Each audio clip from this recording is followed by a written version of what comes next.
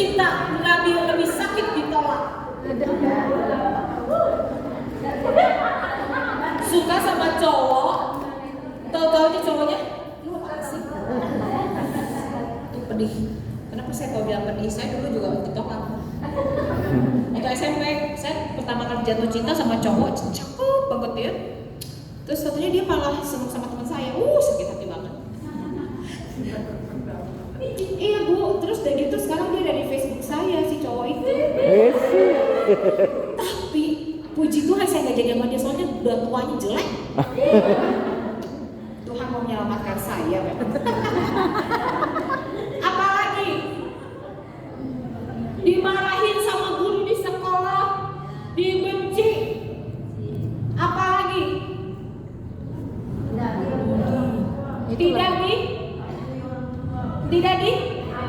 diakui. Jadi diakui anak tetangga Bu. Maksudnya gini, dasar kau anak bapakmu gitu. Iya. Kau anak bapak Sama kok kayak bapakmu gitu. sama Iya. kau sama bapakmu. Ya sama lah. Orang anak bapaknya. Iya, anak bapaknya.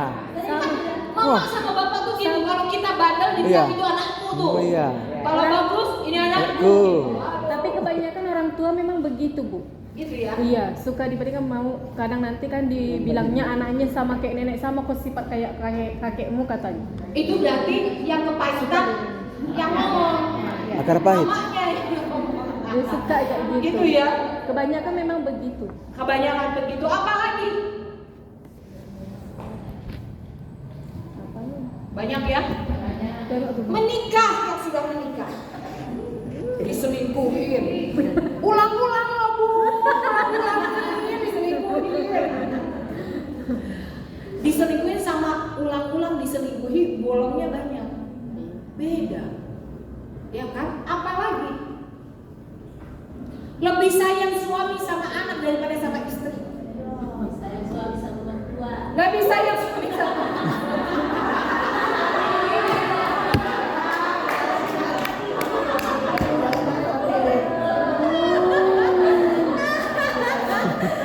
aduh, tuh saya udah gak punya mertua. Aduh, nggak dikasih warisan. Apalagi yang sudah menikah sama anak dibentang-bentang. Anak lebih sayang sama suami atau istri kita daripada kita. Suami pengen dihok ya, suami dihok. Suami mukul, suami menghina. Jadi suami gak boleh sentuh. Oh, gaji suami nggak boleh disentuh untuk belum menikah ya Bu. Gaji suami nggak boleh disentuh, yang boleh sentuh selingkuhannya. Pelapornya. Benar. Dan banyak. Ini cuma sebagian segini. Kita hari ini. Tahukah kita bahwa luka-luka ini adalah masalah traumatik yang menyebabkan luka batin. Kenapa ada omongan? Kau jangan kayak bapakmu, kau jangan kayak nenekmu, kau jangan kayak kakekmu.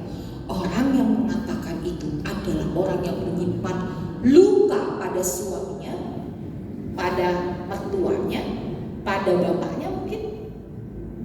Harus tahu itu. Udah deh, saya mau usah nikah. Kenapa?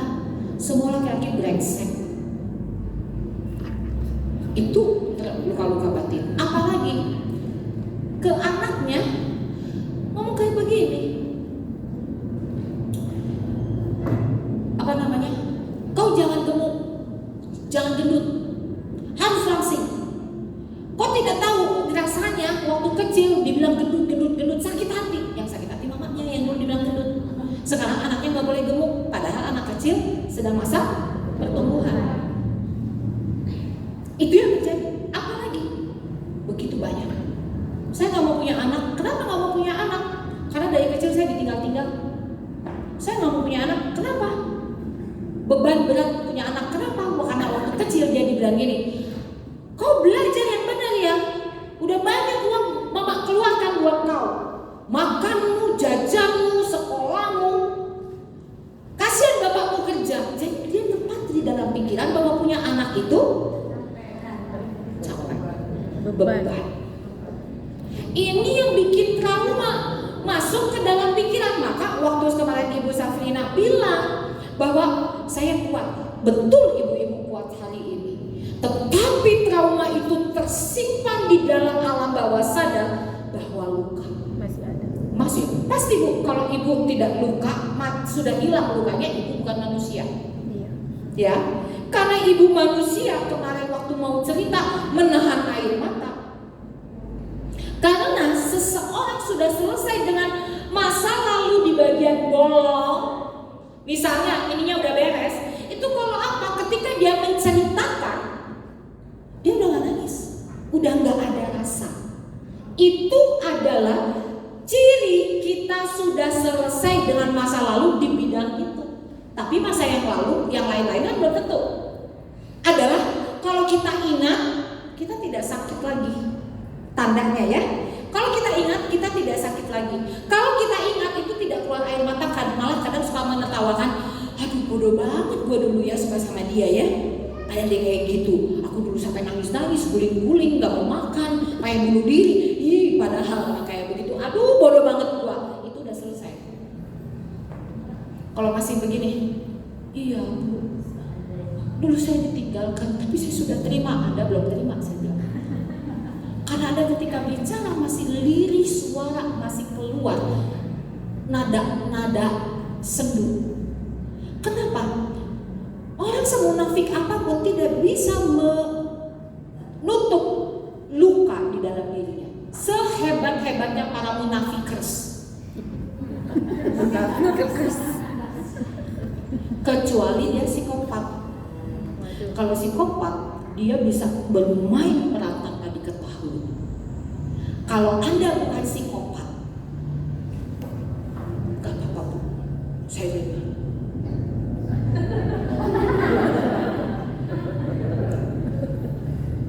Kenapa? Begitu ingat, langsung. Itu yang terjadi tadi di kelas 11. Bu Maria, sekolah di saya begini. Saya udah tahu, mau nangis. Maaf Bapak Ibu.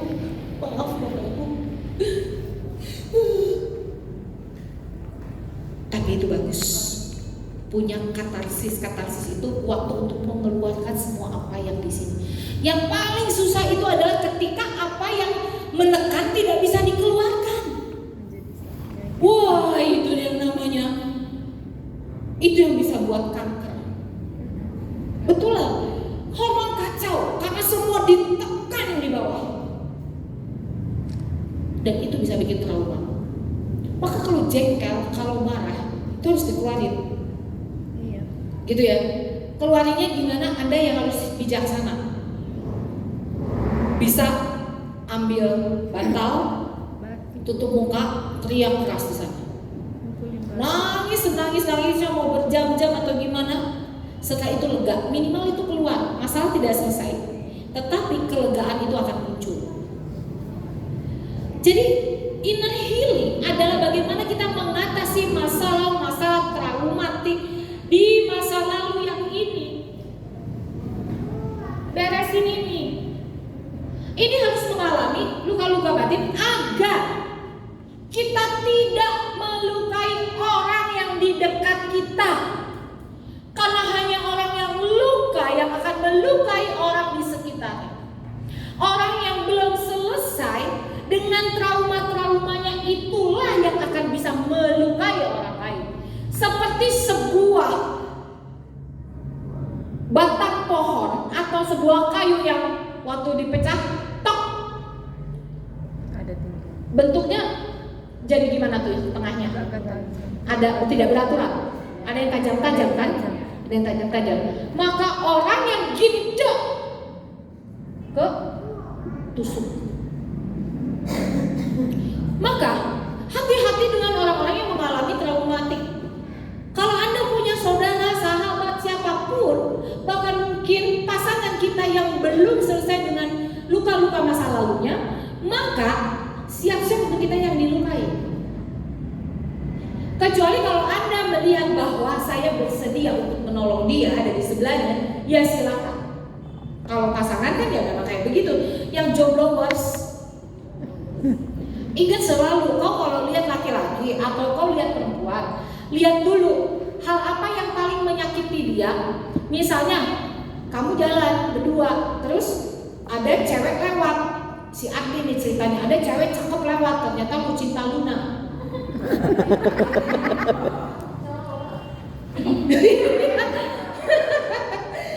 Terus si Adi gini, gitu kan, ceweknya langsung, apa kamu lihat-lihat? Jangan-jangan dia ada luka zaman dulu. Padahal itu kan melihat sah-sah aja ya Bu ya. Melihat boleh kan? Lihat aja loh. Tidak jamah-jamah, tidak pegang-pegang. Cuma lihat gitu loh. Boleh. Cemburu, boleh cemburu, tetapi tidak boleh over. Akhirnya itu kan. Ada guru di depan kelas lagi ngomong, anaknya ribut. Ngamuk-ngamuk dia. Kenapa ngamuk-ngamuk? Bukan karena anaknya ribut, karena dia merasa tidak dihargai oleh siswanya. Ibu ngomong, ibu nyatet gini, kamu malah ribut sendiri, kamu tidak hargai ibu ya. Ternyata kan itu kan anak ribut mah udah biasa ya. Ternyata dia punya masalah tentang penghargaan dalam diri, bahwa dia pernah mengalami tidak dihargai, dan setiap dia merasa tidak dihargai, dia bisa ngamuk besar. Lihat ya, di depan kelas pun itu harus kita selesai. Apalagi kalau ibu bapak jadi pemimpin, harus beres. Oleh karena itu, inner healing merupakan usaha untuk memulihkan seseorang dari ingatan buruk di masa lalu. Nolong supaya selesai. Selesai itu bukan lupa loh ya. Kecuali Anda pulang dari sini jatuh ke pentok batu, jatuh guling-guling, kepalanya kebentur sama becak, bangun-bangun di rumah sakit, hilang ingatan. Kemarin lihat amigdala yang segede kelereng, di sebelahnya itu ada hipokampus. Itulah memori short and long term kita ada. Lalu yang di belakang itu lupa. Nah, kalau Anda tidak mengalami amnesia, demensia, Alzheimer, maka seumur hidup Anda akan mengingat peristiwa itu. Karena apa yang sudah masuk ke dalam ingatan kita tidak bisa dihapus oleh apapun juga, kecuali oleh penyakit otak yang tadi. Itu penyakit otak ya. Tapi yang jadi masalah adalah begini, bagaimana ketika kita mengingat itu kita udah gak ada rasa, udah biasa aja gitu. Gak ada yang namanya CLBK. Kalau cinta lama belum kelar, itu artinya apa? Dia belum selesai dengan masa lalu. Kan ada tuh, dulu pacaran udah jadi, terus satu nikah, kemudian udah tua, udah punya anak, bahkan ada yang udah punya cucu, ketemu lagi jatuh cinta lagi. Artinya Anda belum selesai di masa lalu. Saudara bayangkan itu. Maka inner healing menyelesaikan ini, menolong Anda untuk selesai dengan masa lalu. Kapan selesainya? Seumur hidup kita akan terus inner healing diri kita. Dan inner healing bisa dilakukan sendiri. Nggak perlu ditumpang-tumpangi tangan, dikepret-kepret pakai air, terus kejang-kejang, tangan nggak selesai, kaki ditumpangin gitu kan ke kepala, tumpang tangan, tumpang kaki, mandi kembang, nggak perlu kayak gitu. Kemudian ada yang di dalam sebuah ruangan, mari kita bermeditasi, kita mengingat masa lalu kita, apa yang terjadi di sana. Bukan begitu, itu sinkretis. Ada kan gereja-gereja yang begitu? Tuhan Yesus hadir di masa lalu. Ya memang benar, Tuhan Yesus hadir di masa lalu. Dan dia ada di sana. Bukan itu inner healing yang benar. Inner healing akan memulihkan seseorang lalu, akibat hinaan, akibat penolakan, akibat disakiti, akibat apa? Itu bisa. Perlu orang lain, bisa sendiri. Tapi kalau Anda mau dibantu oleh orang lain, boleh. Kenapa itu bisa menjadi ingatan dan merusak di dalam jiwa? Saya adalah orang yang percaya bahwa manusia terdiri dari tubuh, jiwa, dan roh. Ada orang yang percaya, manusia terdiri dari tubuh dan jiwa. Tapi saya orang yang mempercayai tubuh, jiwa, dan roh. Itu nggak ada yang salah ya, dua-dua di dalam Alkitab ada. Apa tubuh ini? Tubuh ini tubuh kita ini. Tubuh kita ini dikendalikan oleh otak kita itu loh. Ya kan, yang kemarin lihat si 2-3 ons itu mengendalikan semua. Gerak kita, motorik kita, semuanya ada di hipotalamus.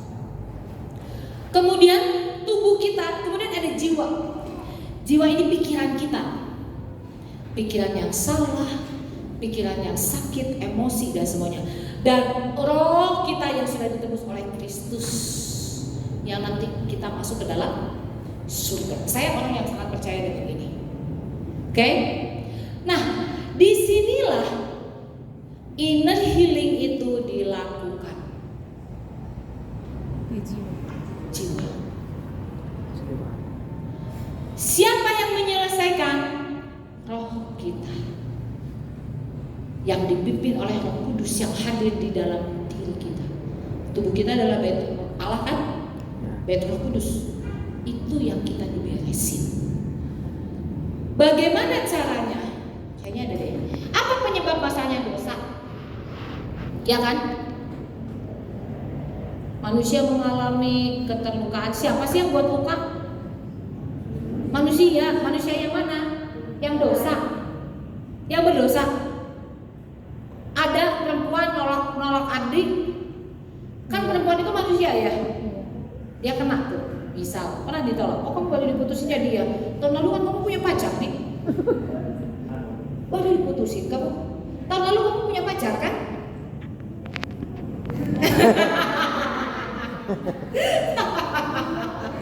Gitu. Waktu putus sakit hati nih? Atau kamu yang putusin? Hah? Kamu yang putusin? Kamu yang diputusin? Dia yang diputusin. Iya di. Sakit nih diputusin? Hah? Begitulah. Bisa boleh sharing nggak? Itu diputusinya kenapa? Kamu bilang ganteng. Jadi kamu begini diputusin. Belum banget sih tuh cewek. Kamu kenapa diputusin? Boleh sharing? Satu aja. Karena? Hah? Skip apa? Skip. Dia masih luka. Ya. Iya nih. Masih gak enak ya? Kau ingat? Lihat ya. Bedanya Ibu Saprina. Ibu Saprina dengan dua-dua orang yang pernah mengalami dilukai. Yang satu bisa ngomong, yang satu nggak bisa ngomong. Yang satu ngomong matanya pedih, yang satu nggak ngomong matanya pedih, senyumnya nggak enak. Senyumnya apa? Senyum pahit. Senyum luka, betul? Ada yang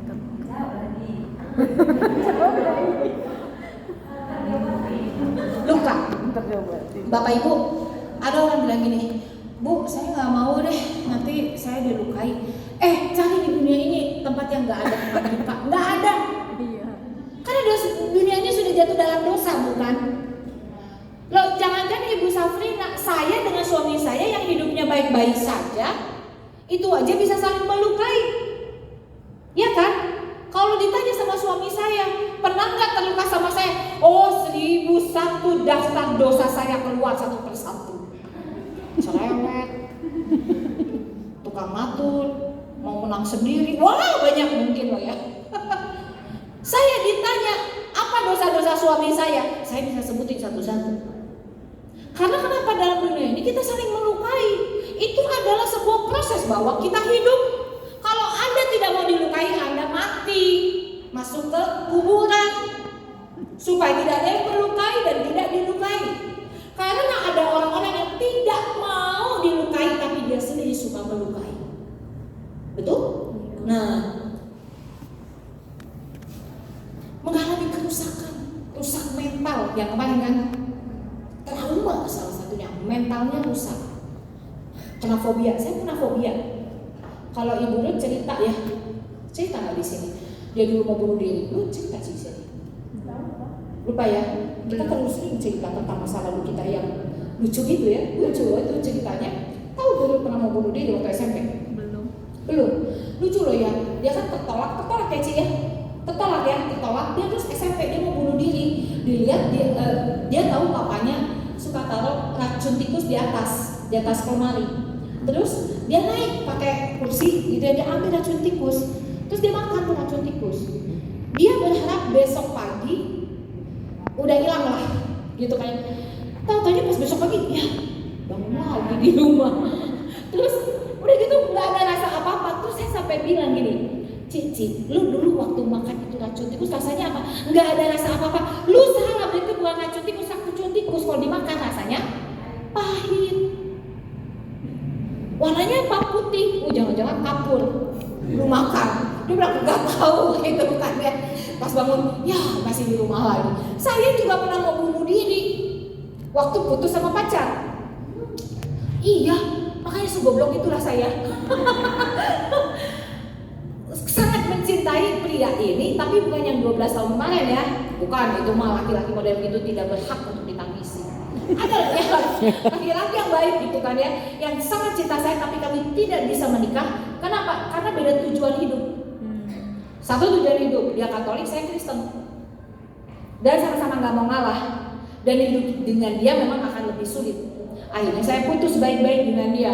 Lalu mau bunuh diri. Kenapa? Karena terlalu sakit. Naik di atas apartemen kami di lantai 37. Kemudian buka jendela, ngeliat, kayaknya kalau terjun enak nih. Gitu. Kalau terjun enak nih, di bawahnya kolam renang soalnya. Pengen mati. Tapi akhirnya tidak jadi. Kenapa? Kebayang wajah bapakku yang sayang sama saya. Akhirnya saya tutup. Sejak hari itu sampai hari ini saya punya fobia ketinggian. Dulu kan? Gak bisa. Pernah sembuh tapi balik lagi. Artinya belum ada yang beres di situ. Saya pun bergumul dengan masa lalu saya, Bapak Ibu. Bukan hanya Bapak Ibu. Dan kita tidak perlu mengakui masa lalu kita yang buruk itu apabila memang ketika kita bercerita itu boleh jadi berkat buat orang. Bahwa saya pun manusia biasa, saya mengerti teori-teori psikologi atau konseling sekalipun, saya terjebak ada di dalamnya. Kenapa? Karena setiap kita mengalami banyak kerusakan-kerusakan akibat masa lalu. Oke? Lalu apalagi ada kebutuhan yang tidak terpenuhi. Pengen beli sepatu, teman lain beli sepatu, kita nggak punya. Pengen beli baju, teman lain beli baju, kita nggak bisa. Kemudian kita dibilang si miskin, kita dijauhin karena kita dari keluarga yang tidak kaya dan lain sebagainya. Banyak kebutuhan-kebutuhan yang tidak terpenuhi. Yang sudah menikah, kebutuhan seksual tidak terpenuhi dan dia tidak puas dengan suaminya atau suaminya tidak puas dengan dirinya. Banyak sekali kebutuhan-kebutuhan yang tidak terpenuhi yang akhirnya membuat kita menjadi trauma. Coba saya tanya, masih ada trauma nggak dalam diri Anda? Masih. Kenapa? Karena di dalam survei yang kemarin saya bilang, apakah